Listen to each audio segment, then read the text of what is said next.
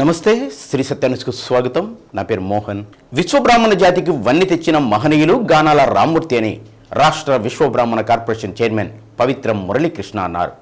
కొత్త కూరగాయల మార్కెట్ రోడ్లో ఏర్పాటు చేసిన విశ్వబ్రాహ్మణ జాతిపిత బిరుదాంకితులు రావు సాహెబ్ పండిత్ గానాల రామ్మూర్తి విగ్రహాన్ని రాష్ట్ర విశ్వబ్రాహ్మణ కార్పొరేషన్ చైర్మన్ పవిత్రం మురళీకృష్ణ, ఈశ్వరీదేవి పీఠాధిపతులు శివస్వాములు ఆవిష్కరించారు.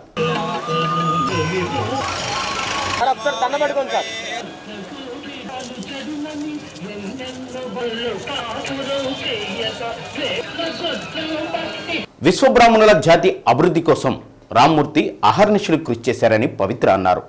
విశ్వబ్రాహ్మణులను బీసీల్లో చేర్చిన ఘనత ఆ మహనీయునికే దక్కుతుందని అన్నారు. పూర్వకాలంలో విశ్వబ్రాహ్మణులు సమాజంలో ముఖ్య భూమిక పోషించేవారని తెలిపారు. ముఖ్యమంత్రి వైఎస్ జగన్మోహన్ రెడ్డి బడుగు బలహీన వర్గాల ఆశాజ్యోతిగా పనిచేస్తున్నారని తెలిపారు. బీసీ అంటే బ్యాక్వర్డ్ క్యాస్ట్ కాదని బ్యాక్ బోన్ క్యాస్ట్ అని జగన్మోహన్ రెడ్డి నిరూపించారని తెలిపారు. కార్పొరేటర్ బేతంశెట్టి శైలజ మాట్లాడుతూ ఆ మహనీయుని విగ్రహం డివిజన్లో ఏర్పాటు చేయడం చాలా సంతోషంగా ఉందని అన్నారు. విగ్రహావిష్కరణకు సహకారం అందించిన ఎమ్మెల్యే బాలినేని శ్రీనివాసరెడ్డికి ప్రత్యేక కృతజ్ఞతలు తెలిపారు. ఈ కార్యక్రమంలో డాక్టర్ కేశవ, బేతంశెట్టి హరిబాబు, సుతారం శ్రీనివాసరావు, రామారావు, ఫణిదపు బ్రహ్మయ్య, రావినితుల నాగేశ్వరరావు, విజయలక్ష్మి, కమిటీ సభ్యులు, విశ్వబ్రాహ్మణ సంఘం పెద్దలు పాల్గొన్నారు. ఒంగోలు విచ్చేసిన రాష్ట్ర విశ్వబ్రాహ్మణ కార్పొరేషన్ చైర్మన్ పవిత్ర మురళీకృష్ణకు పదవి వచ్చిన సందర్భంగా విశ్వబ్రాహ్మణ మహిళా సంఘం రాష్ట్ర జాయింట్ సెక్రటరీ కొత్తపల్లి సోనాక్షి అభినందించారు.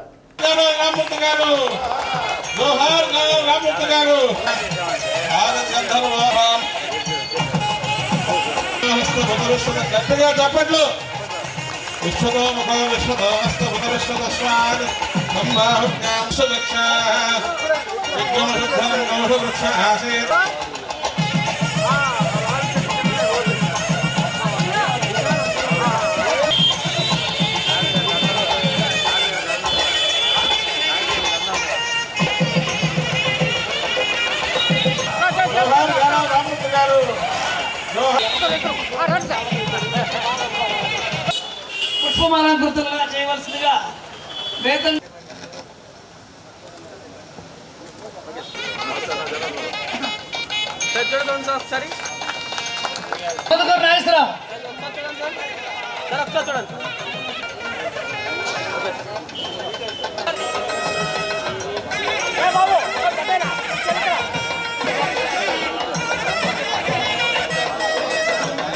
అమృత ఫలానివి నీవు, నిస్వార్థ సేవా వృక్షానికి జనించిన అమృత ఫలానివి నీవు. మన విశ్వబ్రాహ్మణ సంఘం మొత్తాన్ని తీసుకెళ్ళి విశ్వబ్రాహ్మణ బీసీ 21లో చేర్చారో అలాగే మనకి ఏదైనా సరే ముఖ్యమైనటువంటి కార్యక్రమాన్ని ఒకటి తీసుకొని ఎస్ఎం పవిత్ర మురళీకృష్ణ గారిని తీసుకెళ్లాల్సిందిగా కోరుతున్నాను.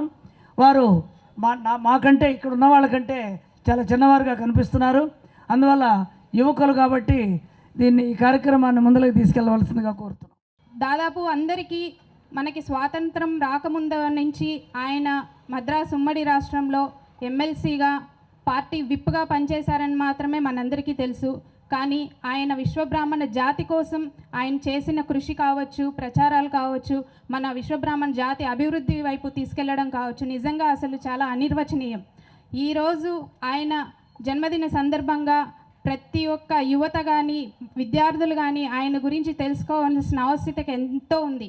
ఎందుకంటున్నానంటే మన జాతిని ముందుకు తీసుకెళ్లడం కోసం చాలా కృషి చేశారు.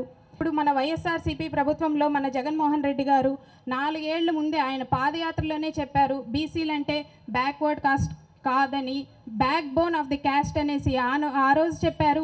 ఈ రోజు కూడా అదే మాట మీద కట్టుబడి రిజర్వేషన్లు కల్పించడం కానీ, ఆయన అందిస్తున్న సంక్షేమ పథకాలన్నీ కానీ, రాష్ట్రంలో ఉన్న మన 25 లక్షల మంది విశ్వబ్రాహ్మణులకు ఆయన అందిస్తున్న పథకాలు ఏదో ఒక రకంగా ప్రతి కుటుంబానికి అందిస్తున్న ఘనత ఈరోజు మన వైఎస్ఆర్సీపీ ప్రభుత్వం ముఖ్యమంత్రి వర్యులు జగన్మోహన్ రెడ్డి గారిదనేసి ఈ సందర్భంగా తెలియజేసుకుంటున్నాను. గానాల రామ్మూర్తి గారి విగ్రహాన్ని ఇక్కడ ఏర్పరచడానికి వచ్చి అడిగారు. ఇక్కడ ఒక విగ్రహాన్ని మేము పెట్టుకుంటున్నామన్నా, ఇది మన వాసన్న సహకారంతో, వాసన్న గారి ఆయన సహకారంతోనే ఇక్కడ ఈ ఈరోజు విగ్రహాన్ని ఏర్పరచుకున్నామంటే మన వాసన్న గారి సహకారమే అని అడిగారు. సరే, ఒక మంచి వ్యక్తి విగ్రహం, మంచి ఒక మంచిగా వాళ్ళ విగ్రహాలు పెట్టుకోవడం అనేది అది మన అదృష్టంగా భావించాలి ఫస్ట్. అదేవిధంగా విగ్రహాన్ని పెట్టారు. పేరు కోసము అది రావాలని చెప్పి ఆయన పడ కృషి కానీ ఆయన చేసిన త్యాగాన్ని కానీ ఎప్పటికి కూడా మన విశ్వబ్రాహ్మణులు ఎవరు కూడా ఆయన్ని మర్చిపోకూడదు. ముందు ముందు తరాలకు కూడా ఆయన ఎంతో గుర్తింపుగా ఆయన ఇన్స్పిరేషన్గా తీసుకొని, ఎందుకంటే ఈ విశ్వబ్రాహ్మణుల కోసం ఆయన చేసిన త్యాగాలు చాలా ఉన్నాయి.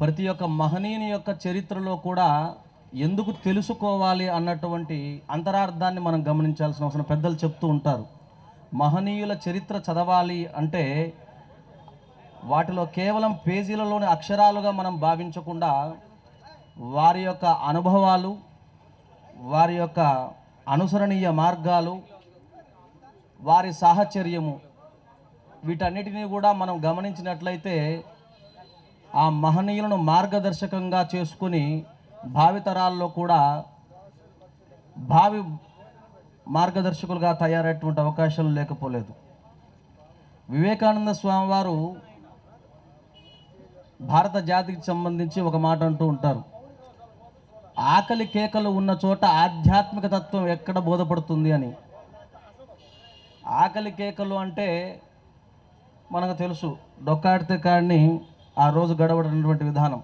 అలాంటి కుటుంబాలకు వారికి ఎంతసేపు వారి యొక్క జీవన ఉపాధి కొరకు వారు ఆలోచించి అన్వేషించేటువంటి పరిస్థితులు ఉంటుంది. కానీ ఆధ్యాత్మికత అనేది వాడు కడుపు నింపినప్పుడు మాత్రమే అది చెవికెక్కే అవకాశం ఉంటుంది అని వారు. తాను మీలో ఒకటినేనని తనను మనస్ఫూర్తిగా ఆదరించాలని ఎర్రగొండపాలెం నియోజకవర్గ వైసీపీ ఇన్ఛార్జ్ తాటిపర్తి చంద్రశేఖర్ కోరారు. పెదదొర్నాల్లోని శివసదనం అతిథి గృహంలో వైసీపీ మండల కార్యకర్తల ఆత్మీయ సమావేశం నిర్వహించారు. మండల పార్టీ అధ్యక్షుడు గంటా వెంకట రమణారెడ్డి సమావేశానికి అధ్యక్షత వహించారు.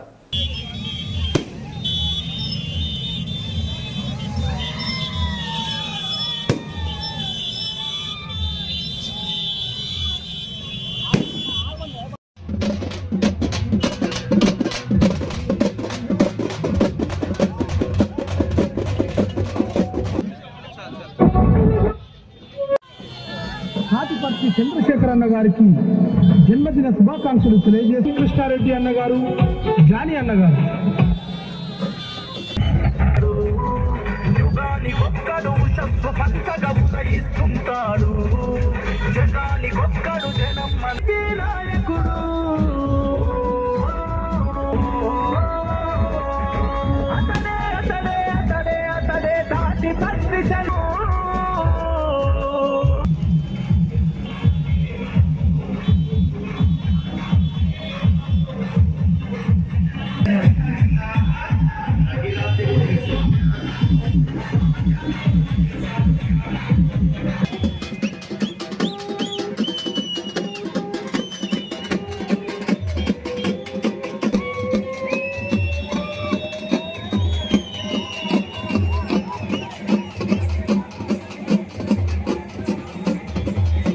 ముఖ్యమంత్రి వైఎస్ జగన్మోహన్ రెడ్డి సారథ్యంలో వెలుగొండ ప్రాజెక్టు పూర్తయి లక్షల మందికి తాగునీరు, 1000 ఎకరాలకు సాగునీరు అందిస్తామన్నారు. మండల కేంద్రానికి తొలిసారిగా విచ్చేసిన నియోజకవర్గ నూతన సమన్వయకర్త తాటిపత్రి చంద్రశేఖర్ను నాయకులు, కార్యకర్తలు ఘన స్వాగతం పలికారు. నటరాజ్ సెంటర్లోని వైఎస్ రాజశేఖర రెడ్డి కాంస్య విగ్రహానికి పూలమాలలు వేసి ఘనంగా నివాళులు అర్పించారు. కార్యక్రమంలో ఎంపీపీ గుమ్మ పద్మజ, సర్పంచి చిత్తూరి హారిక, అమిరెడ్డి రామిరెడ్డి, షేక్ అబ్దుల్ మజీద్, ధర్మా నాయక్, జోగి వెంకట నారాయణ, సింగారెడ్డి పోలిరెడ్డి, ఆళ్ల ఆంజనేయరెడ్డి, దర్శనం నాగయ్య, వెన్నా కాసిరెడ్డి, దుగ్గంపూడి వెంకటరెడ్డి, దూదేకుల కాసిం పీరా తదితరులు పాల్గొన్నారు. రేపు మళ్ళీ మన ప్రభుత్వం వస్తే ఖచ్చితంగా ఆ మొత్తాన్ని పెంచే అవకాశం ఉంది.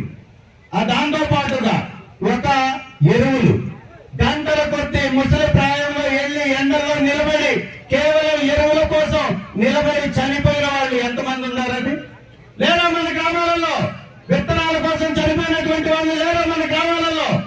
ఈ రోజు ఉన్న పరిస్థితి. మీ ఇంటి వద్దకి, మీ గడప వద్దకి పశువులకు ఏమన్నా ఇబ్బంది ఉంటే చూడడానికి డాక్టర్, పొలంలో వేసుకునేటటువంటి పంటకు సంబంధించిన విత్తనాల గురించి చెప్పడానికి ఒక నిపుణుడు, అలాగే మన భూములు ఎస్సీలు, ఎస్టీలు, బీసీలు ఎన్నో సంవత్సరాల నుంచి వారి హక్కు కలిగి రిజిస్ట్రేషన్లు లేక వారి బిడ్డల ఉద్యోగాల కోసమో లేదా విద్యా అభ్యాసం కోసమో వారు ఏదైనా లోన్ పెట్టుకోవాలంటే వాళ్ళకి హక్కులు ఉండేవి కాదు. వాస్తవా కాదా? ఇవాళ ఆ భూముల మీద హక్కులు ఇచ్చినటువంటి నాయకుడు జగన్మోహన్ రెడ్డి గారు కాదా అని అడుగుతున్నా. రూపాయి తీసుకోకుండా రిజిస్ట్రేషన్ చేసి ఇచ్చినటువంటి మహాగణుడు జగన్మోహన్ రెడ్డి గారు కాదా? ఇన్ని గొప్ప కార్యక్రమాలను చేస్తుంటే ఒక జెరాక్స్ తీసుకునే దగ్గర నుంచి పథకాన్ని మీ ఇంటి వద్దకు వచ్చి మీ డోరు తట్టి మిమ్మల్ని నిలబెట్టకుండా కూర్చోబెట్టి వారు నిలబడి మీకు పథకాలు ఇస్తున్నటువంటి సైన్యం వాలంటీర్లు కాదా అని అడుగుతున్నాం. అలాంటి వాలంటీర్ల మీద విషం చూపుతారు, వ్యవసాయానికి ఇస్తున్నటువంటి వ్యవస్థలపై విషం చూపుతారు, విద్యా వ్యవస్థ. ఎన్ని మార్పులండి! మార్క్సిజమే సకల మానవాళికి దిక్సూచి అని ప్రముఖ సామాజిక, అర్థశాస్త్ర, సైద్ధాంతిక విశ్లేషకులు డి పాపారావు అన్నారు. ఒంగోలులోని మల్లయ్యలింగం భవనంలో సైంటిఫిక్ సోషల్ స్టడీ సర్కిల్ ఆధ్వర్యంలో లెనిన్ శతవర్ధంతిని పురస్కరించుకొని మార్క్సిజం సకల మానవాళికి దిక్సూచి కాబోతుందా అనే అంశంపై సదస్సు నిర్వహించారు. సదస్సుకు కమ్యూనిజం పత్రిక ఎడిటర్ ఎంసి వెంకటేశ్వర్లు అధ్యక్షత వహించారు.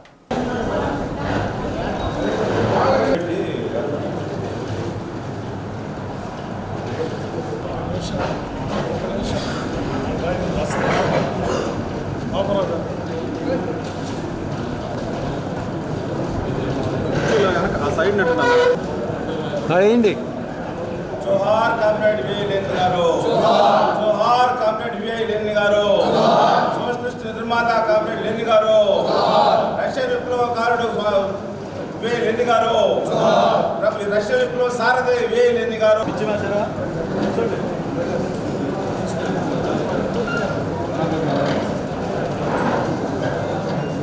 107 సంవత్సరాల కిందట మానవ సమాజాన్ని పట్టిపీడిస్తున్న రాచరికం, వెట్టిచాకిరి, వలస పాలన విధానం, అవిద్య, అంతులేని దోపిడీ, దురాక్రమణ వంటి ఆటవిక పాలనా విధానాన్ని అంతం చేయడానికి మార్క్సిజం అనే సిద్ధాంతం వెలుగులో లెనిన్ సారథ్యంలో రష్యాలో మొట్టమొదటి సోషలిస్ట్ విప్లవ రాజ్యం ఏర్పడిందని పాపారావు అన్నారు.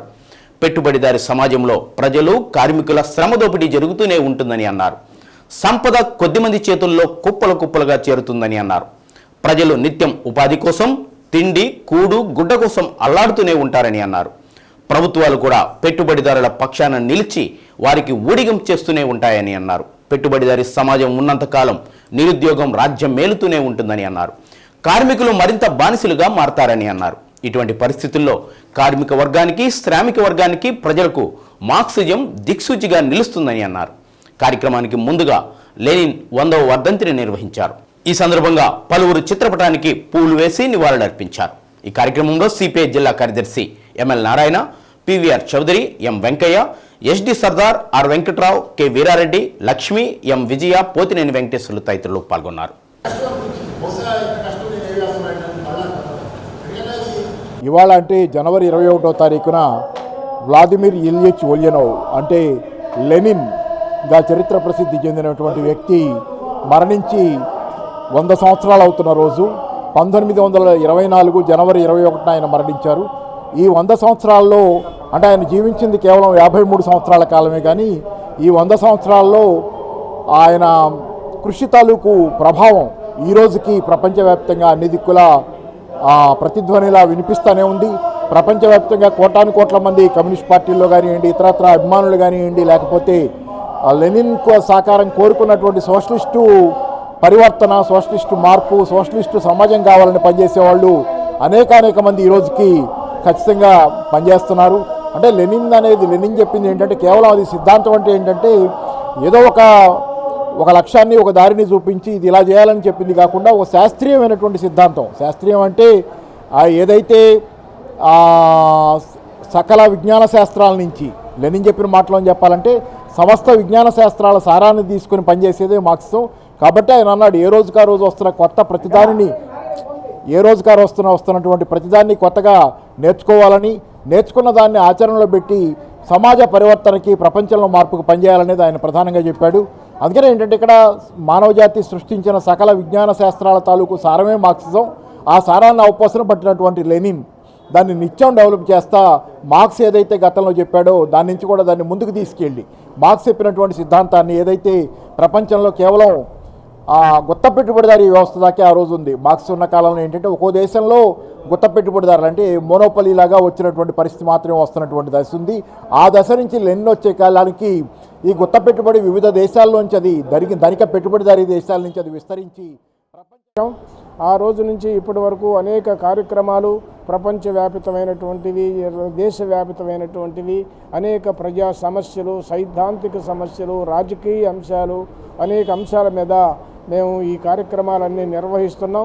ప్రముఖులైనటువంటి వాళ్ళ చేత మంచి ఉపన్యాసాలు ఇప్పించడం, సమాజంలో వెనకబడిపోతున్నటువంటి ఈ చదవటం అనేటువంటి దానిని ప్రోత్సహించాలనేటువంటి దానిని ధ్యేయంగా పెట్టుకొని నేను కింద ఈ ఆఫీస్ కింద లైబ్రరీ కూడా స్థాపించడం జరిగింది. దానికి అనుగుణంగా ఈ కార్యక్రమాలు నిర్వహిస్తున్నాం. ఇదే సందర్భంలో మార్చి 5వ తేదీ ఈరోజు లెనిన్ 100వ వర్ధంతి సందర్భంగా ప్రపంచవ్యాప్తంగా కూడా ఈ కార్యక్రమం జరుగుతున్నది.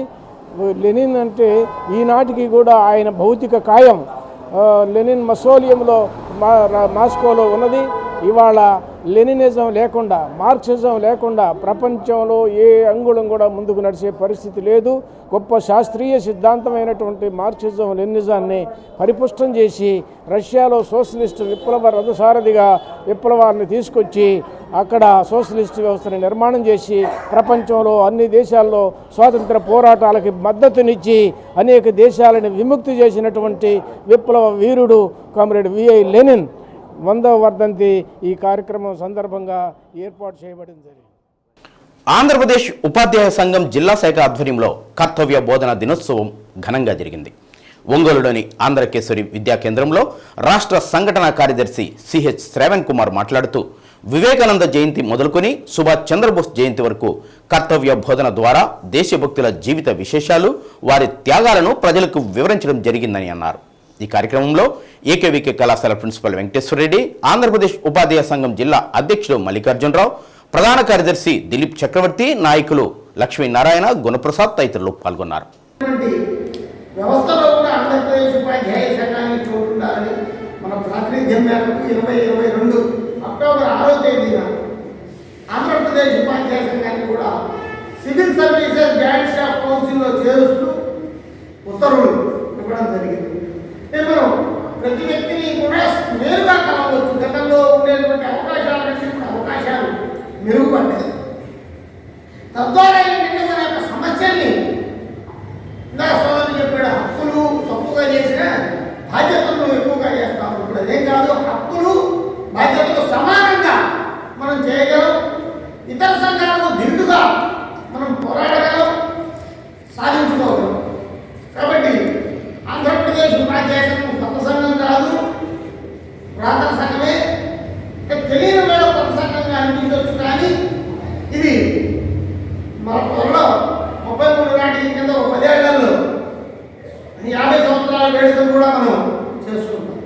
కాబట్టి ఆంధ్రప్రదేశ్ ఉపాధ్యాయ సంఘం యొక్క పరిధి అనంతమైనది. మన ఊరికే మనం సహజంగా సభ్యత్వాన్ని ఏం చేస్తామంటే మండలానికి పోతాం, మనకు హై స్కూళ్ళు ఉన్నాయా, ఎలిమెంటరీ స్కూళ్ళు ఉన్నాయా కాస్త తిరుగుతాం.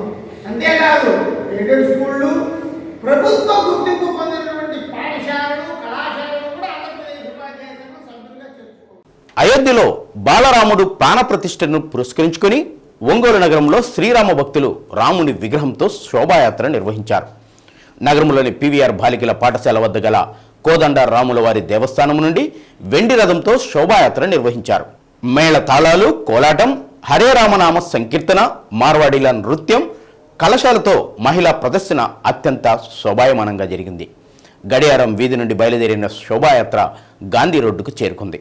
శ్రీరామనామ జపాన్ని స్మరించుకుంటూ అంతా రామమయం, దేశమంతా రామమయం అంటూ సాగారు. కార్యక్రమంలో సూపర్ బజార్ చైర్మన్ తాతా బద్రీనాథ్, శ్రీరామ భక్తులు పెద్ద సంఖ్యలో పాల్గొన్నారు.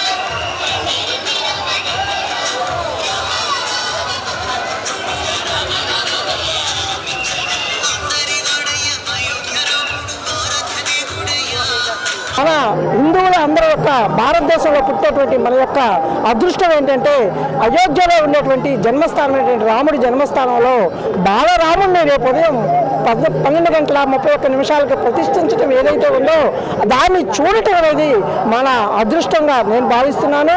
దానికోసం ఈ కార్యక్రమం దాదాపు 500 సంవత్సరాల నుంచి ఈ రామ జన్మభూమి మంది కావాలి అనే పోరాటంలో 139 సంవత్సరాల నుంచి కోర్టులో ఉండి అలాంటి కోర్టులో కూడా మనం విజయాన్ని సాధించాము అంటే ఈరోజు మన భారతదేశం యొక్క ఔన్నత్యం ఏదైతే ఉందో కీర్తి శిఖరాలు ప్రపంచ దేశాలన్నింటిలో కూడా అంతా రామమయం, సర్వం రామమయం అనే విధంగా ప్రపంచంలో ఏ దేశంలో చూసినా కూడా ఈరోజు రాముని యొక్క సంకీర్తన జరుగుతుంది. వాళ్ళ పద్ధతుల్లో రాముడి గురించి కీర్తన జరుగుతుంది. కానీ మన ఇంట్లో పుట్టి మనతో పెరిగి మనతో ఉన్నటువంటి మన రాముడు ఎవరైతే ఉన్నారో సకల గుణాభిరాముడు, వ్యక్తిలో ఎలాంటి గుణాలు ఉండాలని కోరుకుంటారో అలాంటి గుణాలు మొత్తం మూర్తిభవించినటువంటి జగదాభిరాముడు, రఘువంశ తిలకుడు రాముడు ఎవరైతే ఉన్నారో ఆ రాముడు మన అయోధ్యలో పుడితే అయోధ్యలో పుట్టినందుకు రుజువు ఉందా అని అడిగినటువంటి కుహనా మేధావుల యొక్క అయోధ్య పురిలోకి ఇంకోసారి మనం అయోధ్య నగర్లోకి అడుగుపెడుతున్న ఈ శుభ తరుణంలో ఎంతో ఉత్సాహభరితంగా ఈరోజు అన్ని మతాలకి ఆరాధ్య దైవంగా నిలిచినటువంటి రాముల వారి చరిత్రని ఊరు వాడల పండగ వాతావరణంలో నిర్వహించుకుంటున్న ఈ శుభ తరుణంలో మన ఒంగోలు ప్రజలందరి సహాయ సహకారాలతో 2000 మంది అయోధ్య భగవాన్ని భక్తులందరూ ఒకే చాట చేరి ఈ నగరోత్సవాన్ని అత్యంత వైభవంగా అద్భుతంగా నిర్వహించుకుంటే మనందరూ అదృష్టంగా భావిస్తా ఈరోజు అయోధ్య నగరంలో జరుగుతున్నటువంటి కార్యక్రమంలో ముఖ్య ఘట్టమైనటువంటి 125 కలశాలు వివిధ నదుల నుండి తీసుకొచ్చినటువంటి నీటితో రాముల వారి విగ్రహానికి అభిషేకం నిర్వహిస్తూ ఉన్నారు. అదేవిధంగా ఇక్కడ కూడా మనం ఒంగోలు నగరంలో 125 కలశాలతోటి మన విగ్రహానికి మా నాయనమ్మ మా ఇద్దరిని చిన్ననాటి నుండి బాగా పెంచింది. మా అమ్మతో పాటే నాయనమ్మను అమ్మ అని పిలుస్తాం. మా జీవితాలకు వెలుగునిచ్చిన గొప్ప వ్యక్తి మా నాయనమ్మ. ఆమె చనిపోయిన తర్వాత ప్రతి ముసలివారిలో నాయనమ్మను చూసుకుంటున్నాం. ఆ ప్రేరణ మమ్మల్ని ముందుకు నడిపిస్తుందని ఫైట్ మాస్టర్స్ రామ్ లక్ష్మణ్ చెప్పారు. చిత్ర నిర్మాణంలో భాగంగా వివిధ ప్రాంతాలకు వెళ్లే సమయంలో అక్కడ ఉండే వృద్ధాశ్రమాలను సందర్శించడం, అక్కడ ఉన్న వారి అవసరాలు తీర్చేందుకు తమ వంతు తోడ్పాటు అందిస్తుంటామని అన్నారు. క్రమం తప్పకుండా ఒంగోలులోని ఉషోదయ వృద్ధాశ్రమాన్ని సందర్శించడం జరుగుతుందని అన్నారు. వృద్ధాశ్రమంలోని వృద్ధుల అవసరాలు తీర్చినప్పుడు వారు పొందే అనుభూతి మమ్మల్ని ఆ దిశగా నడిపిస్తుందని అన్నారు. ఫైట్ మాస్టర్స్ రామ్ లక్ష్మణులతో ముఖాముఖి.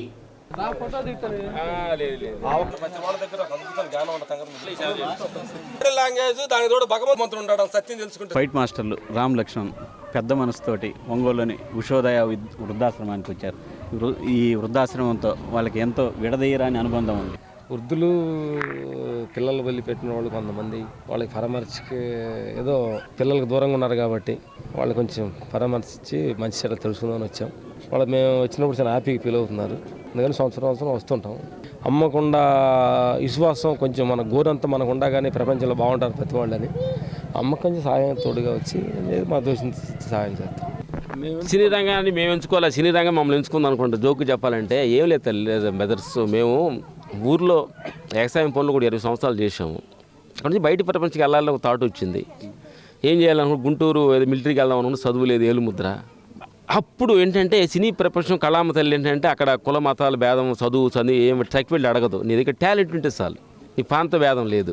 ఫస్ట్ నుంచి కూడా మాకు ఇట్లాంటి కుల మతాలకు బాధానికి అతీతంగానే మా మెంటల్స్ కొంచెం ఆ కమ్యూనిస్ట్ భావాలు మాలో ఉండే అనమాట. తెలుగు ఫైటర్స్ మా యూనియన్లో చెన్నైలో వెళ్ళాం ఫస్ట్ 86, 87లో వెళ్ళినప్పుడు చూస్తే అందరూ ఆల్ లాంగ్వేజెస్ అక్కడ ఉన్నారు. ఓహో మనం ఏదైతే అనుకుంటున్నామో దాని దగ్గర తీసుకు ఇక్కడ పడేసిందా. అందుకని సినిమాకి కుల మత భేదాలు లేవు, ప్రాంత భేదాలు లేవు, దానికి ఇంత చదువు సర్టిఫికెట్లు ఏమి లేదు, అవసరం లేదు, నీ టాలెంట్ చాలు అనేది ఆ కళామ తల్లికి మనస్ఫూర్తిగా మేము సందర్భంగా థ్యాంక్స్ చెప్పాలి.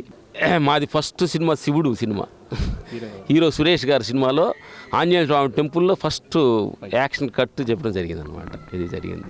నెక్స్ట్ ఇప్పుడు ఒక 300-400 సినిమాల దాకా చేసి ఉంటాము. ఒక 6 నంది అవార్డ్స్ వచ్చినాయి, 6 నంది అవార్డ్స్ వచ్చినాయి. ఆల్ హీరోస్ తమిళ్, తెలుగు, మలయాళం, కన్నడ, హిందీ అన్ని లాంగ్వేజెస్లో చేయడం జరిగింది.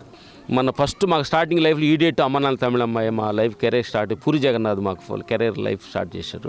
ఫస్ట్ సినిమా ప్రపంచాన్ని తీసుకెళ్ళిన గురువు ఫైట్ మాస్టర్ రాజు మాస్టర్ గారు. సినిమాలో మంచి అవకాశం ఇచ్చింది మాకు హీరో సురేష్ గారు, పూరి జగన్నాథ్ ఫస్ట్ గురువులు అనమాట వాళ్ళు. ఆ తర్వాత ఎన్నో అవార్డ్స్ ఎన్నో వచ్చిందనమాట. మొన్న పోయిన సంవత్సరం వాల్టేర్ ఏరియా, వీరసింహారెడ్డి 2 పండగ సినిమాలు మాయ సూపర్ హిట్ అయినమాట. ఈ సంవత్సరం ఒక 3 సినిమాలు, గుంటూరు కారం, స్వామి రంగ, సైందేవుడు, వీటిలో క్లైమాక్స్ చేసాం. గుంటూరు కారం ఫుల్ ఫైట్స్ చేసాం అనమాట, ఫుల్ పిక్చర్ చేసాం.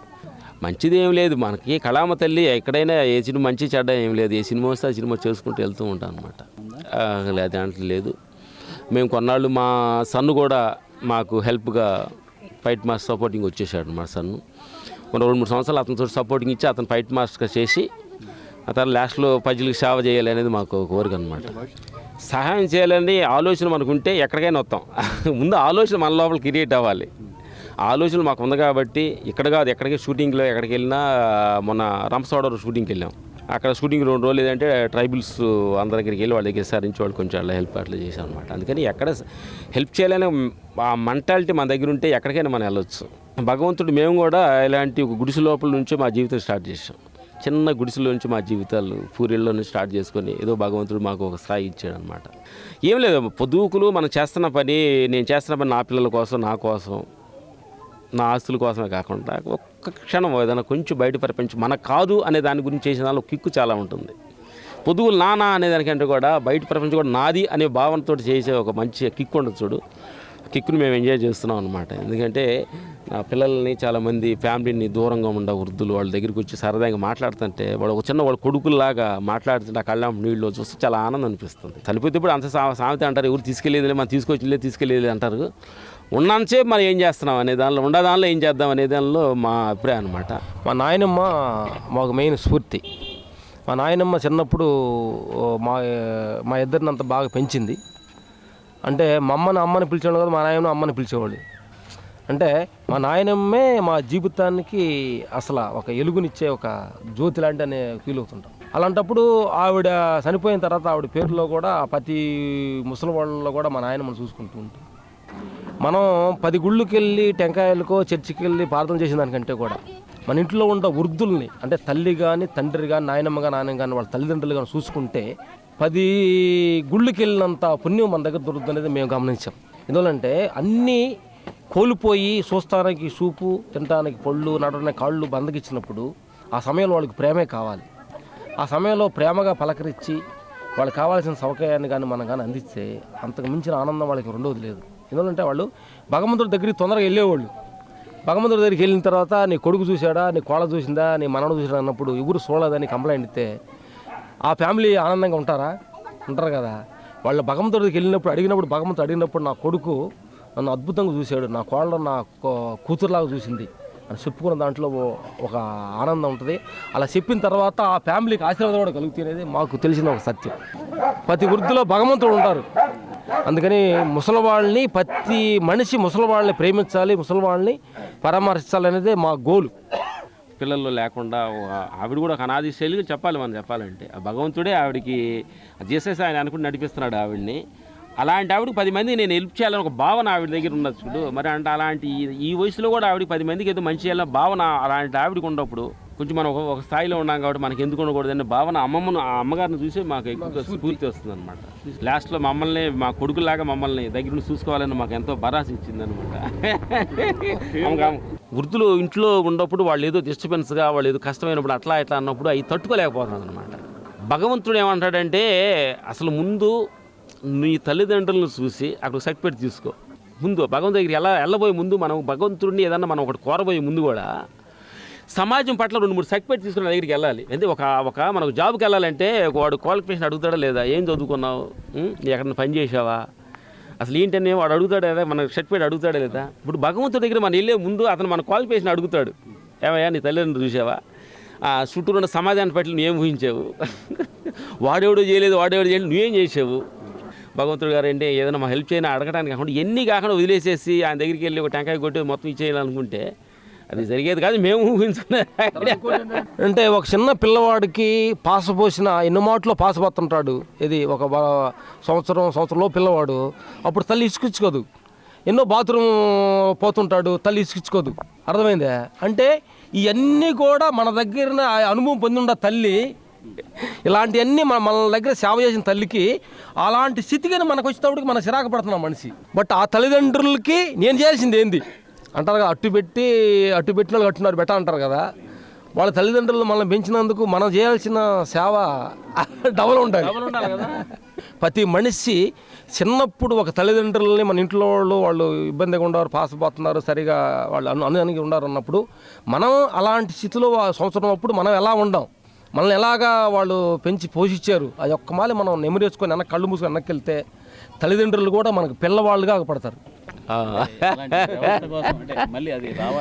నెక్స్ట్ ఉమ్మడి కుటుంబం అన్నారు కాబట్టి తెలిసింది. మేము మనగారి పెళ్ళి 45 సంవత్సరాల పెళ్ళి, మాకు ఒక 28 సంవత్సరాలు అట్లా పెళ్ళి అయితే మేమందరం కలిసికట్టుగానే ఒక 15 మంది ఒకే ఇంట్లో, అన్నగారు మేము. ఎందుకనంటే నేను అనేది రిలేషన్స్ కూలిపోయారండి. చర్చ్ కోసం అలవాటు పడ్డాడు మనిషి. నాది అనే భావం వచ్చింది. ఆ భావన కానీ పక్కన పెట్టేస్తే ప్రపంచం అంతా నువ్వే కదా, నీ వాళ్ళు ఎవరు, నీ కాలి వాళ్ళు ఎవరు, నీదేది నీది కానిదేది అనే భావన మనం ఊహించుకుంటే అసలు అన్నదమ్ముల రిలేషన్స్, ఫ్యామిలీ రిలేషన్స్ చాలా ఇంపార్టెంట్ ఈరోజు. ఎందుకంటే కోర్టు దగ్గరికి వెళ్తే చాలా మేము గమనిస్తుంటాం, కోర్టులో పోలీస్ స్టేషన్లు ఎక్కువగా అన్నదమ్ములు గొడవలు ఎక్కువ కేసులు ఉన్నాయంట. ఏంటంటే చిన్న గొడవలు, చిన్న ఆస్తుల దగ్గర, చిన్న పంపకాల దగ్గర ఇదే గొడవలు ఎక్కువ వస్తున్నాయి. ఒక తల్లి పాలు తాగి ఒక ప్లేట్లో అన్నం తిని ఒకళ్ళు చట్టుబట్టున్నారు అనుకోండి, అది ప్రకృతి చూసి అంత నవ్వుకుంటారే పిచ్చోళ్ళు. 4 రోజుల నాటకం కోసం కొట్టుకుంటారా? 4 రోజుల నాటకం అంటే మనిషి జీవితం అంటే మనం ఏవో అనుకుంటున్నాం. కానీ మనం 80 సంవత్సరాల జీవితం అనుకుంటే 40 సంవత్సరాలు నిద్ర తీసేయి. అర్థమైందా? ఒక 20 years నీ ఖర్చులకి, నీ డ్రెస్ చేసుకోవడానికి, నీకు అన్నం తినడానికి సరిపోతుంది. నిజంగా బతికేది మనం సమాజంలో ఒక 20 years మనిషి. 4 రోజులు హ్యాపీగా బతకడం అనేది మనం హ్యాపీగా ఉంటాం అనుకుంటున్నాం. చాలా ఆనందంగా ఫీల్ అవుతున్నాం. అంటే అంత బాధ్యత ఒక తల్లిదండ్రులు మా కొడుకుల్లాగా మమ్మల్ని ఊహించుకొని చేసిందంటే మమ్మల్ని అంత ఆనందంగా అనిపించింది అనమాట. ఇది ఇంతకంటే పుణ్యం ఇంకేం కావాలి నాకు? నా తల్లిని, బంగారు తల్లిని మేము నెలకి మా బంగారు తల్లిని అమ్మగారిని అడుగు. ఎక్కడున్నా సరే నేను వాళ్ళ కోసం రోజు దేవుడిని అడుగుతాను. క్షేమకరంగా వాళ్ళ కుటుంబం, వాళ్ళ బిడ్డలు అందరూ క్షేమంగా ఉండాలని దేవుడిని ఎప్పుడు ప్రార్థన చేస్తా. వాళ్ళకి వచ్చిన 10 రూపాయల్లో 8 రూపాయలు ఇతరుల కొరకు ఖర్చు పెడతారు బిడ్డలు. చదువుకునే పిల్లలకి విద్య ఫౌండేషన్, రామలక్ష్మణ్ ఫౌండేషన్ అని పెట్టారు. మాలాంటి వృద్ధులకి ప్రతి సంవత్సరం వచ్చి ఏదో ఒక విధంగా సహాయం చేసి వెళ్తారు. ఇప్పుడు ఈరోజు నేను ఇక్కడ ఉన్నానంటే ఆ ఇల్లు వాళ్ళు కట్టింది, లేకపోతే నేనేమైపోయేదాన్నో నాకు తెలియదు. స్థలం కోసం తిరుగుతుంటే ఇంతవరకు ఏమి ఇచ్చింది లేదు. ఎప్పుడైనా సరే వాళ్ళ మీద నేను ఆధారపడి ఉన్నాను కాబట్టి ఈరోజు కాదు, రేపు కాదు, నాకు బాగలేదంటే హైదరాబాద్ తీసుకురమ్మని ఫోన్ చేసి చెప్తారు. కానీ అది కూడా నేను అంగీకరించలేను. ఎందుకంటే వాళ్ళు ఎక్కడో ఉంటారు, నన్ను వాళ్ళు సేవలు చేయాల్సిన పని ఏం లేదు. బిడ్డలు ఉన్నారు, చిన్న మనవాళ్ళు, మనవరాళ్ళు, కూతుళ్ళు అందరూ ఉన్నారు. వాళ్ళు ఏదో ఒక విధంగా చేస్తారని ఆలోచన ఉంది. కానీ కొడుకులు ఎక్కడున్నారు, నా కోసం ప్రయత్నం చేస్తుంటారు. అందుకని వాళ్ళిద్దరే నా ఆత్మీయ కుమారులు అని నాకు మూఢనమ్మకంతో, నేను గట్టి నమ్మకం, దేవుని అందు విశ్వాసం ఉంచి మీ అందరి ముందర ఈరోజు ఇంకొక రోజు ఎప్పుడైనా సరే వాళ్ళే నా కొడుకులని నేను నమ్మకంగా చెప్తున్నానండి. వాస్తవంగా వాళ్ళిద్దరూ నా 2 చేతులు. నీ కొడుకులు, నీ తల్లి బాధ్యత, నా 2 చేతులు.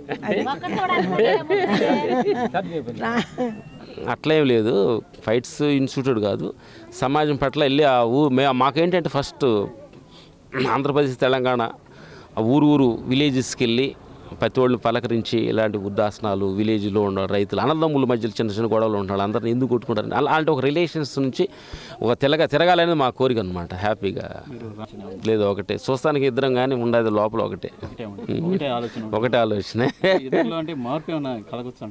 ఇంకే కలిగి కాదు, నేను అంటే 2 ఉంటేనే కదా అది ఇది అనుకునేది. ఒకటే దానిలో ఏమైనా ఉంటుంది, ఏముంటుంది, వస్త్రధారణ దగ్గర నుంచి అన్నీ ఒకటే, ఏముండదు. మనిషిలో 2 లేకుండా ఉంటే అంత ఒకటిగా ఉంటుంది. ఏం లేదు, నాది అనే భావన, నేను నాది అనే భావన 2 కానీ లేకుండా ఉంటే అంత ఒకటిగా ఉంటుంది.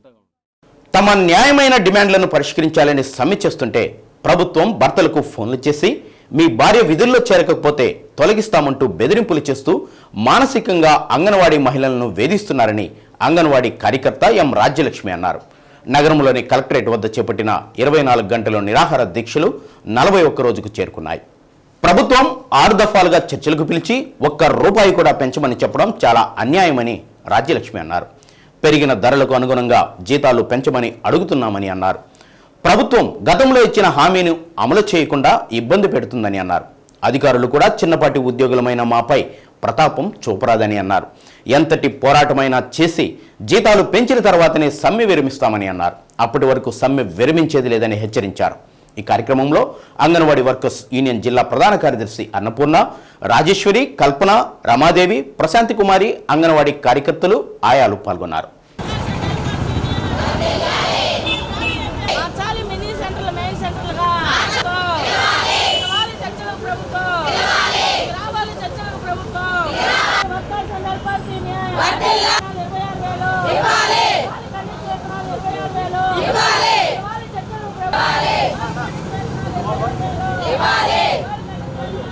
మాది ఒంగోలు.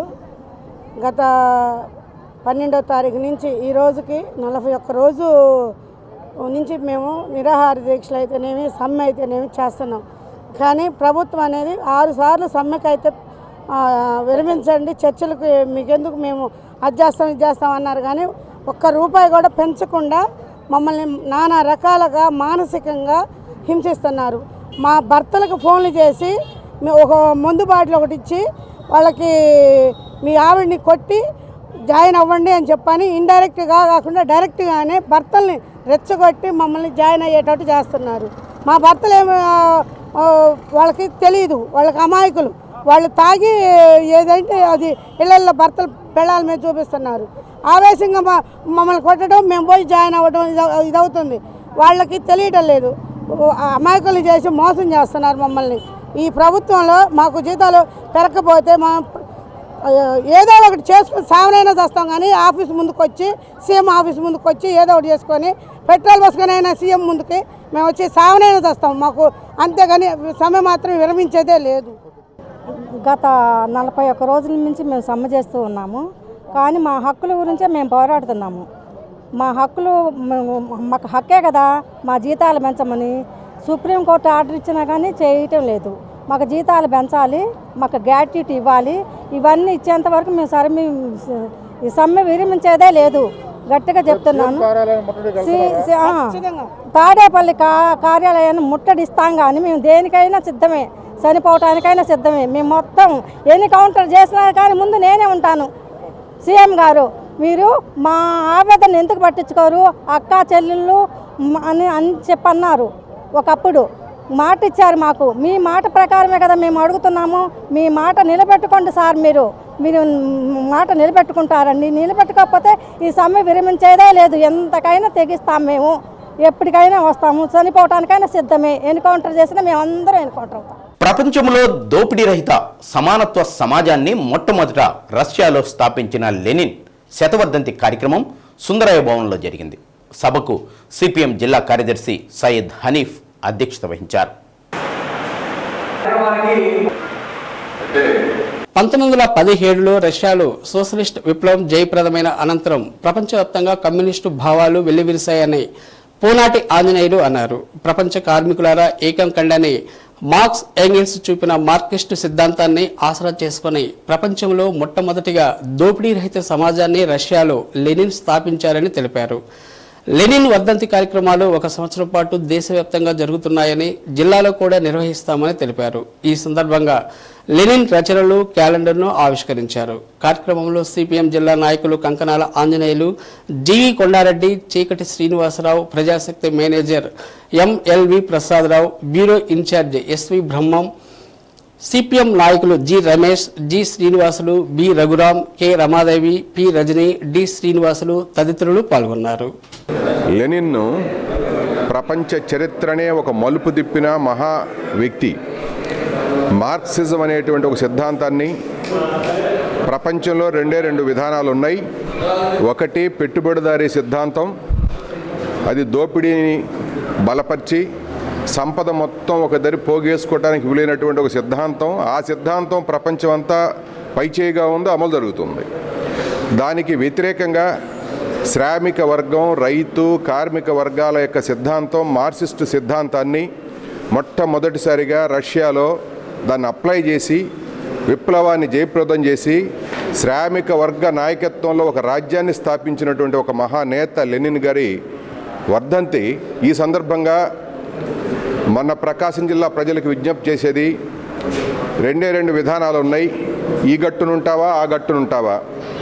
దోపిడీ వర్గ సిద్ధాంతాలను బలపరిచే పార్టీలు ఎక్కువ ఉండొచ్చు, కానీ శ్రామిక వర్గాన్ని నిరంతరం పీల్చి పిప్పు చేసే పార్టీ కమ్యూనిస్టు పార్టీ, మార్క్సిస్టు, దాని వారసత్వాన్ని పుణికిపుచ్చుకొని లెనిన్ విధానాలని, లెనిన్ ద్వారా వచ్చినటువంటి శ్రామిక వర్గ విముక్తి పోరాటాలను ముందుకు తీసుకెళ్ళడానికి ఈరోజు నివాళి సందర్భంగా ప్రకాశం జిల్లాలో మేము కంకణం తీసుకున్నాం, నివాళులు అర్పించాం. దాన్ని ముందుకు తీసుకెళ్ళడానికి సిద్ధంగా ఉన్నాం. వేలాది పసిబిడ్డలను హత్య చేస్తూ పాలస్తీనాపై ఇజ్రాయెల్ సాగిస్తున్న జాతి నిర్మూలన యుద్ధాన్ని తక్షణం ఆపాలని డిమాండ్ చేస్తూ జనసాహితీ, ఓపీడీఆర్, ప్రజాతంత్ర మేధావుల వేదిక ఒంగోలులో ప్రదర్శన నిర్వహించారు. అమెరికా సామ్రాజ్యవాదం అంటతో పాలస్తీనా ప్రజలపై ఇజ్రాయెల్ సాగిస్తున్న దుర్మార్గాన్ని ఖండిస్తూ పాలస్తీనా ప్రజల పోరాటానికి మద్దతునిస్తూ సాగిన ఈ ప్రదర్శన ఒంగోలు ఈమనపాలెం నుండి church centre, collectorate, Nellore bus stand మీదుగా ప్రకాశం భవనం వద్ద ముగిసింది. ప్రదర్శనకు జనసాహితీ నాయకులు డాక్టర్ జీవి కృష్ణయ్య, డాక్టర్ శాంతికుమార్, డివి, ఓపీడీఆర్ నాయకులు పి సుబ్బారావు, ప్రజాతంత్ర మేధావుల వేదిక నాయకులు కారుమంచి సుబ్బారావు తదితరులు పాల్గొన్నారు.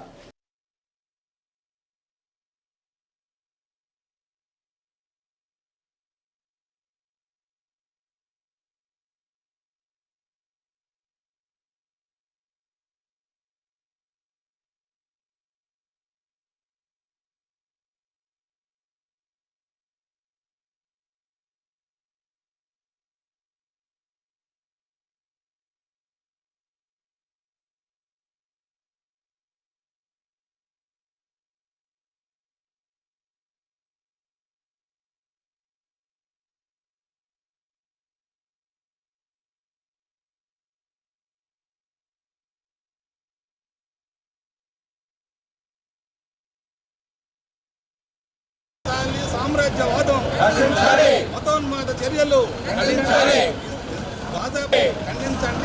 గాజా ప్రజలపై ఇజ్రాయెల్ దాడులను ఖండించండి. గాజా ప్రజలపై ఇజ్రాయెల్ దాడులను ఖండించండి.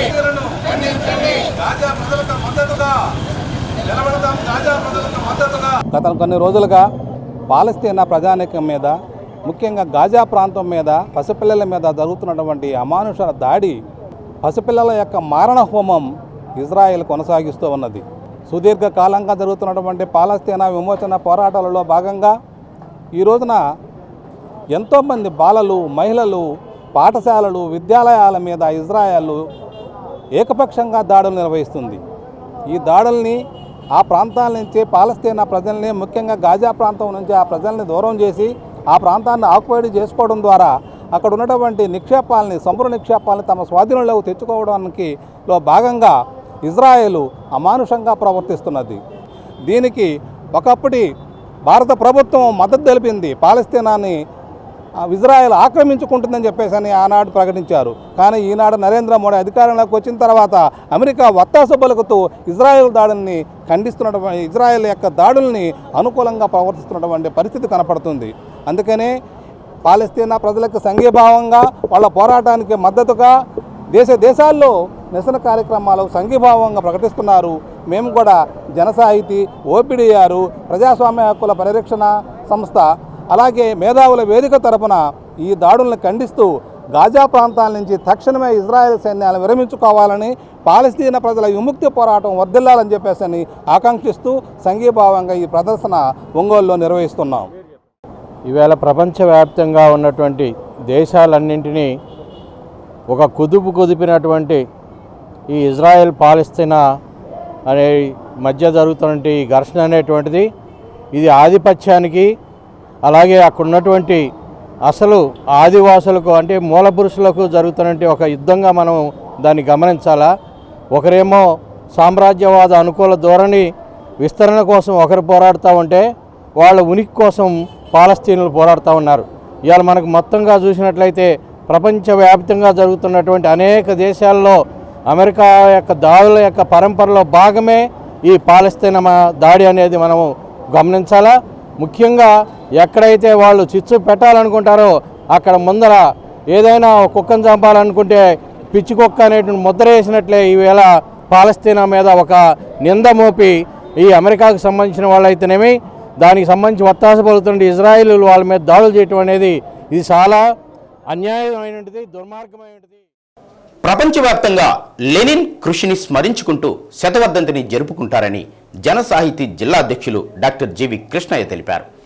లెనిన్ శతవర్ధంతి సందర్భంగా ప్రజా సాహితీ వెలువరించిన ప్రత్యేక సంచికను ఒంగోలు ఈమనిపాలెంలోని తరిమిల నాగిరెడ్డి భవన్లో ఆవిష్కరించారు. జన సాహితీ నాయకులు డివి అధ్యక్షత వహించారు. లెనిన్ కేవలం రాజకీయ నాయకుడు మాత్రమే కాదని సాహిత్యానికి కూడా ఆయన విశేష సేవలు అందించాడని కృష్ణయ్య శ్లాఘించారు. లెనిన్ ప్రపంచ ప్రజాస్వామ్య ఉద్యమాలకి అందించిన స్ఫూర్తితోనే భారతదేశంలో 1917 తర్వాత జాతీయ ఉద్యమం ప్రజా ఉద్యమంగా ఎదిగిందని అన్నారు. ప్రజాతంత్ర మేధావుల వేదిక కన్వీనర్ కారుమంచి సుబ్బారావు మాట్లాడుతూ ప్రపంచంలో అనేక దేశాల్లో అనేక మంది నాయకులుగా ఎదిగినప్పటికీ అతి కొద్ది మందిలో లెనిన్ అగ్రగణ్యుడని కొనియాడారు. తన 17 సంవత్సరాల వయస్సులోనే అతివాదాన్ని తిరస్కరించి మార్క్సిజానికి తన జీవితాన్ని అంకితం చేసిన మహా మేధావి కామ్రేడ్ లెనిన్ అని కొనియాడారు. ఈ కార్యక్రమంలో జన సాహితీ జిల్లా నాయకులు డాక్టర్ శాంతికుమార్, ప్రసన్న సత్యనారాయణ, విజయభాస్కర్ రెడ్డి తదితరులు పాల్గొన్నారు. స్టాక్హోమ్లో అంతర్భాగమైనప్పటికీ కూడా అక్కడ పోలీసు యొక్క నిఘా తక్కువగా ఉంటుంది.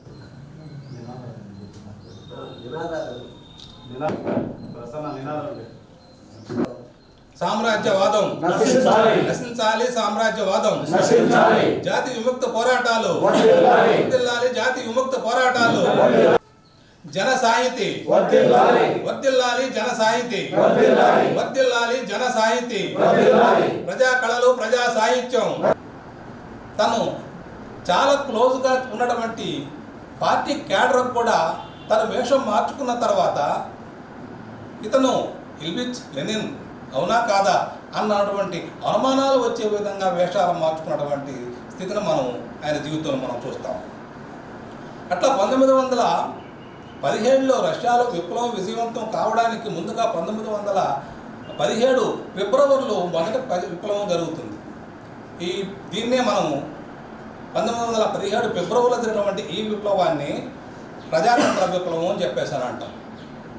ప్రజాతంత్ర విప్లవాన్ని విజయవంతం చేసిన తర్వాత ఈ ప్రజాతంత్ర విప్లవాన్ని కూలద్రోసి జారు నిరంకుశత్వానికి వ్యతిరేకంగా అక్కడ పెట్టుబడిదారులు, మెన్సివిక్కులు కలిసి ఏర్పాటు చేసినటువంటి ప్రభుత్వము జారు చక్రవర్తి అంటే రాచరిక వ్యవస్థను కూలద్రోసి మెన్సివిక్కులు వీళ్ళు నిర్మించినటువంటి నూతన ప్రజాతంత్ర విప్లవాన్ని దీని నుంచి ఇమీడియట్గా స్టెప్ మనం తీసుకోవాలంటే సోషలిస్ట్ విప్లవాన్ని విజయవంతం చేయాలి. శ్రామిక వర్గ నాయకత్వాల సోషలిస్ట్ విప్లవాన్ని విజయవంతం చేయాలి. ఫిబ్రవరిలో జరిగింది. ఏప్రిల్లో మళ్ళీ సమావేశం ఏర్పాటు చేసుకున్నారు. అంటే కేవలం ఫిబ్రవరి, మార్చి, ఏప్రిల్ 2 నెలల్లోనే. అప్పుడు చాలామంది కూడా వ్యతిరేకించారు. ఏమిటి స్పీడు, ఎంత శీఘ్రగతిన మనం కూర్చొని విప్లవాలు విజయవంతం చేయడం సాధ్యమవుతుందా అంటే ఒకటే మాట అన్నాడు లెనిన్. అవసరమైనప్పుడు తక్షణం నిర్ణయం తీసుకోకుండా మనం వెనుకడుగు వేసామంటే మన మరణ శాసనానికి మనం సంతకం పెట్టుకున్నట్టే. రాష్ట్ర పిసిసి అధ్యక్షురాలుగా వైఎస్ షర్మిలారెడ్డి ప్రమాణ స్వీకార కార్యక్రమానికి దర్శి నుంచి కాంగ్రెస్ పార్టీ కార్యకర్తలు ప్రత్యేక వాహనాల్లో తరలి వెళ్లారు. నియోజకవర్గ ఇన్ఛార్జ్ పుట్లూరి కొండారెడ్డి ఆధ్వర్యంలో నాయకులు, కార్యకర్తలు తరలి వెళ్లారు. రాష్ట్రంలో వైఎస్ షర్మిలారెడ్డి నేతృత్వంలో కాంగ్రెస్ పార్టీ బలోపేతం అవుతుందని కొండారెడ్డి తెలిపారు. రాష్ట్రానికి ప్రత్యేక హోదా కాంగ్రెస్ పార్టీతోనే సాధ్యమవుతుందని అన్నారు. ఈ కార్యక్రమంలో కర్ణ పుల్లారెడ్డి, కొప్పుల సాయికృష్ణ, పౌలు చిన్నకోటయ్య, నరసింహరావు, వెంకటేశ్వరరెడ్డి, వల్లపు శంకర్, లోకిరెడ్డి, వెంకటేశ్వరరెడ్డి తదితరులు పాల్గొన్నారు. రాష్ట్ర పిసిసి అధ్యక్షులు వైఎస్ షర్మిలారెడ్డి గారి ప్రమాణ స్వీకారానికి మరి కార్లు వేసి బయలుదేరడం జరిగింది. మరి రాబోయే రోజుల్లో కాంగ్రెస్ పార్టీ మరి షర్మిల గారి ఆధ్వర్యంలో సారథ్యంలో ఎలక్షన్లకి రావడం జరుగుతుంది. మరి కాంగ్రెస్ పార్టీకి ఎన్నో అవకాశాలు ఉన్నా మరి కొన్ని పార్టీలు ఇబ్బంది పెట్టడం, మరి రాజశేఖర రెడ్డి గారి ఆశయాలు కొనసాగించాలంటే మరి కాంగ్రెస్ పార్టీ ఆధ్వర్యంలో జరగాలి. మరి ఆ ఆశయాలు నెరవేర్చడానికి రాజశేఖర రెడ్డి గారి కుమార్తె అయినటువంటి వైఎస్ షర్మిలారెడ్డి గారు రావడం జరిగింది. ఆయన ఆశయాలు రాహుల్ గాంధీ గారు ప్రధానమంత్రి చేయడం, ఆ యొక్క ప్రధానమంత్రి కావాలంటే కాంగ్రెస్ పార్టీ అధికారంలోకి రావాలి, కాంగ్రెస్ పార్టీ సేవలు చేసే అవకాశం మళ్ళీ కల్పించాలని కూడా ప్రజలు కోరుకుంటూ విఐ లెనిన్ 100వ వర్ధంతిని సిపిఐఎంఎల్ రెడ్ స్టార్ ఆధ్వర్యంలో మార్టూరులోని గన్నవరం రోడ్డులో నిర్వహించారు. బాపట్ల జిల్లా కార్యదర్శి మేకా ఇర్మియా, సిపిఐఎంఎల్ రెడ్ స్టార్ కేంద్ర కమిటీ సభ్యులు మహమ్మద్ బాషా లెనిన్ చిత్రపటానికి పూలమాలలు వేసి నివాళులర్పించారు. రాజకీయ పందాతో పాటు రాజకీయ జీవితానికి కూడా శ్రామిక వర్గ విప్లవాల్లో చాలా ప్రాధాన్యత ఉందని గుర్తించి ఆచరించిన వాడు కామ్రేడ్ విఐ లెనిన్ అని మహమ్మద్ బాషా అన్నారు. ఈ కార్యక్రమంలో ఏఆర్డబ్ల్యూఆర్ రాష్ట్ర ప్రధాన కార్యదర్శి సుజాత, ఏఆర్ఎస్ఓ నాయకులు క్రాంతి సీమ, తస్లీమా, ప్రజాకళా మండలి పీకేఎం జిల్లా నాయకులు బొల్లాపల్లి బెంజమిన్, వలీఖాన్, విజయ్, శ్రీనివాసరావు, పఠాన్ బాబు, వెంకటేశ్వర్లు, నాగూర్, మొహమ్మద్ తదితరులు పాల్గొన్నారు. ప్రాజెక్టులో ఇది ప్రధానమైంది. దాదాపు 1800 కోట్ల ఖర్చుతోటి అక్కడ రామ్లల్లా ఏర్పాటు చేస్తా ఉన్నారు. రేపు ప్రాణ ప్రతిష్టకి భారతదేశం మొత్తం కూడా దీన్ని ఒక మెజారిటీ మతాన్ని, ఉన్మాదాన్ని రేకెత్తిస్తూ అక్కడ అయోధ్యలో రామ్లల్లా రామ మందిరాన్ని ఏర్పాటు చేస్తా ఉన్నారు. అక్కడ జరగబోయేటటువంటి ప్రతిష్టకి దాదాపు దేశం నలుమూల నుంచి 1.5 క్వింటాల పత్తిని సేకరిస్తా ఉన్నారు. అట్లాగే 21,000 లీటర్ల నూనె. ఉమ్మడి మద్రాస్, ఆంధ్ర రాష్ట్రాల్లో ఎమ్మెల్సీగా పనిచేసిన ఘానాల రామ్మూర్తి ఆశయాలకు అనుగుణంగా విశ్వబ్రాహ్మణ అభివృద్ధి సంక్షేమం దిశగా పనిచేస్తామని విశ్వబ్రాహ్మణ డెవలప్మెంట్ కార్పొరేషన్ చైర్మన్ పవిత్ర అన్నారు. మాజీ ఎమ్మెల్సీ ఘానాల రామ్మూర్తి జయంతి సందర్భంగా చిత్రపటానికి పూలమాలలు వేసి నివాళులర్పించారు. ప్రకాశం జిల్లా విశ్వబ్రాహ్మణ సంఘం అధ్యక్షులు చెన్నుపల్లి శ్రీనివాసాచారి, గోనుగుంట రజని బ్రహ్మేంద్ర కుమార్ చైర్మన్ దంపతులను సత్కరించారు. జిల్లాలో సంఘీయులు ఎదుర్కొంటున్న పలు సమస్యలపై వినతి పత్రం అందజేశారు. ఈ కార్యక్రమంలో జిల్లా అధ్యక్షులు రావురి లక్ష్మయ్య, రాష్ట్ర కార్యదర్శి పొన్నపల్లి బ్రహ్మానందం, ఫణిదపు సుధాకర్, రావురి లక్ష్మయ్య, ఏలూరి వీరబ్రహ్మచారి, అప్పికట్ల శేషు, రాధా తదితరులు పాల్గొన్నారు. ఈరోజు గానాల రామ్మూర్తి గారు మా విశ్వబ్రాహ్మణ కులానికి చెందినవారు. ఆయన మన విశ్వబ్రాహ్మణ జాతికి ఎన్నో సేవలు అందించారు. నిజానికి ఆయన స్వాతంత్రం రాకముందు నుంచే మెడ్రాస్ ఉమ్మడి రాష్ట్రంలో ఎమ్మెల్సీగానే కాకుండా ఆయన పార్టీ విప్పుగా కూడా పనిచేయడం జరిగింది. ఇంకా ఆయన విశ్వబ్రాహ్మణ జాతికి ఎన్నో సేవలు అందించారు. మేము ఇప్పుడు దర్శి ప్రాజెక్ట్ పరిధిలోని అంగన్వాడీ కార్యకర్తలు, ఆయాలు వేతనాలు పెంచాలని చేస్తున్న సమ్మె 41వ రోజుకు చేరుకుంది. ముఖ్యమంత్రి మొండిగా ఉండడం మంచిది కాదని, రాబోయే ఎన్నికల్లో బుద్ధి చెప్తామని సిఐటియు దర్శి నియోజకవర్గ కార్యదర్శి తాండవ రంగారావు అన్నారు. సమ్మెలో అంగన్వాడీలు పెద్ద సంఖ్యలో పాల్గొని నిరసన తెలిపారు. సిఐటియు, రైతు, డివైఎఫ్ఐ నాయకులు ఉప్పుటూరి నాగరాజు, సందు వెంకటేశ్వరరావు, ఈమని నాగేశ్వరరావు, గోగు వెంకయ్య, రంగనాయకులు తిరుపతమ్మ, విజయమ్మ, అజిత కుమారి, నాగమణి, బాలమ్మ తదితరులు పాల్గొన్నారు.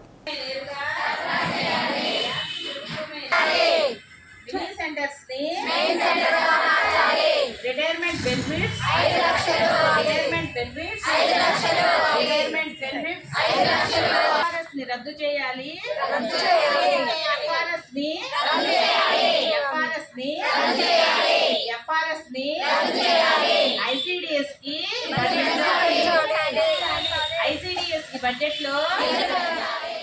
అద్దంకి డిపో ఆర్టీసీ డ్రైవర్లు, కండక్టర్ల పట్ల దురుసుగా వ్యవహరిస్తూ దూషణలకు పాల్పడుతున్న డిపో అసిస్టెంట్ మేనేజర్ను విధుల నుంచి తొలగించాలంటూ ఉద్యోగులు నిరాహార దీక్ష చేపట్టారు. కార్మిక సంఘం నాయకులు డిపో మేనేజర్తో జరిపిన చర్చలు విఫలం కావడంతో నిరాహార దీక్ష చేపట్టారు. ఈ కార్యక్రమంలో conductor Renukamma, Venkatrao, SSR Murthy, garage mechanic P Vivek, Vardhan తదితరులు పాల్గొన్నారు.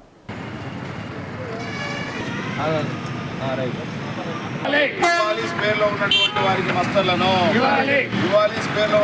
వారికి మాస్టర్లను నశించాలి. అసిస్టెంట్ మేనేజర్ మరియు సూపర్వైజర్ గారి ఉద్యోగ వ్యతిరేక విధానాలు నశించాలి. అసిస్టెంట్ మేనేజర్ మరియు సూపర్వైజర్ గారి ఉద్యోగ వ్యతిరేక విధానాలు. ఈ హింస పడేది కాకుండా అల్లాడిపోతా ఉన్నారు కార్మికులు. ఆబ్సెంటిజం, ఎక్కడా లేని ఆబ్సెంటిజం ఈ డిపోలో గవర్నమెంట్ ఉద్యోగస్తులు ఏ డిపార్ట్మెంట్లో కూడా ఆబ్సెంటిజం అనేది లేదు. 47 మందికి ఆబ్సెంట్లు వేశారు. ఇది నిర్ద్వందంగా వ్యతిరేకిస్తున్నాము. ఈ ఆబ్సెంటిజం అనేది ఎక్కడా లేదు. స్పేర్లో పెట్టి ఎవరికి డ్యూటీలు ఇవ్వకుండా వాళ్ళకి ఫోర్స్ లీవ్లు ఇస్తూ ఉన్నారు. లీవ్ అవసరం వచ్చినప్పుడు కార్మికుడికి లీవ్ దొరకట్లేదు. లీవ్ ఇవ్వరు. 4 స్పేర్లో పెట్టుకున్నా కూడా కార్మికుడు ఒక రోజు లీవ్ అడిగితే వాడిని దుర్భాషలాడి ఎట్లా పడితే అట్లా మాట్లాడుతూ ఉన్నారు. అలానే గవర్నమెంట్ని కూడా వాళ్ళ దృష్టిలో గవర్నమెంట్ కూడా ఈ పల్లెటూరు సర్వీసులని రద్దు చేసి ప్రజల్ని కూడా. అద్దంకి పట్టణంలోని నామ్ హైవే రోడ్ భవానీ సెంటర్లో భారీగా ట్రాఫిక్ స్తంభించింది. దాదాపు 2 కిలోమీటర్ల మేర ట్రాఫిక్ నిలిచిపోవడంతో ప్రయాణికులు ప్రజలు తీవ్ర ఇబ్బందులు ఎదుర్కొంటున్నారు. ఈ ప్రాంతంలో ఎప్పుడు ట్రాఫిక్ నిలిచిపోయినా పోలీసులు నామమాత్రం చర్యలు తప్ప ట్రాఫిక్ నియంత్రణపై దృష్టి సారించకపోవడం వల్ల నిత్యం తీవ్ర సమస్యలు ఏర్పడుతున్నాయి. ఇప్పటికైనా అద్దంకి పట్టణంలో ప్రధాన రహదారిపై అధిక ట్రాఫిక్ సిబ్బందిని నియమించి చర్యలు తీసుకోవాలని ప్రజలు కోరుతున్నారు.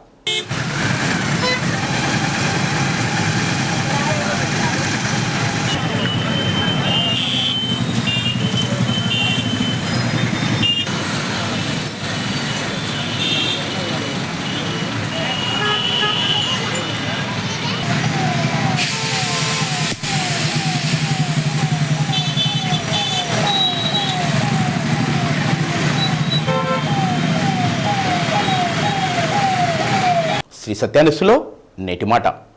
ధనం సంపాదించడానికి ఎన్నో మార్గాలు ఉన్నాయి, కానీ గుణం సంపాదించడానికి ఒకే ఒక మార్గం ఉంది. అదే మంచి మార్గం. న్యూస్ ఇంతటితో సమాప్తం. మరో బిడ్డలు కలుద్దాం. అంతవరకు సెలవు. నమస్కారం.